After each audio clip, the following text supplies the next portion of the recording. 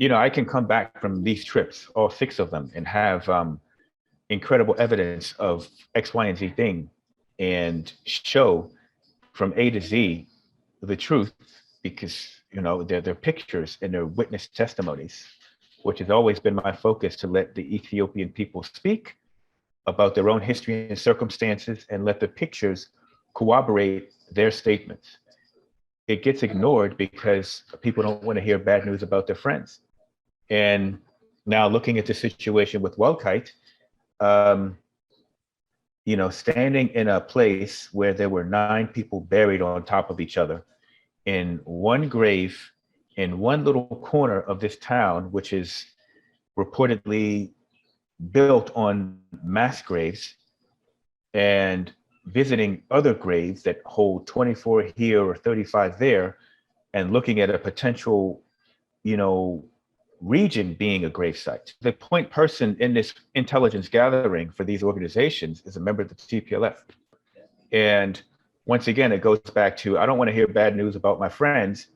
And so I'm going to let my friends speak, even though my friends are the one who committed the crimes. So they're going to take that word over it. And, one thing the TPLF does in the West and does well is utilize the power of the white voice.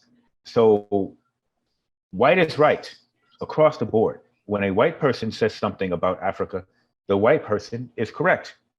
Even if, you have somebody who's lived in this region. I mean, what you're dealing with is family members who know where their family members are buried, who are actually digging by hand. Now that they have access to the region, they're digging by hand to try to find father, brother, uncle, community leader. And these two human rights organizations, of course, they're ignoring that. They actually came out with these reports to try to downplay or blunt the effect of the University of Gondar's report. So, but yeah, what the TPLF does is utilize the power of white speak. And so you look at the talking heads, aided or abetted by a member of the TPLF, and that's going to be gospel over the tens of thousands of voices of Wolkait in the region who have missing family members and still have missing family members, you know? Um, so it's just a go-to. And I've even seen it now. It's just like um, people will sit there and tell me to my face that my research might be flawed when I was standing on a mass grave 3 days ago, and I'm watching a local grave digger dig a grave that he dug 20 or 30 years ago. He can even tell you how many people are in that grave because he dug it and he saw them place bodies in that grave. And I can repeat that, but here comes, somebody from one of these organizations who's not the same color as me, and they say something and the word gets discounted for some.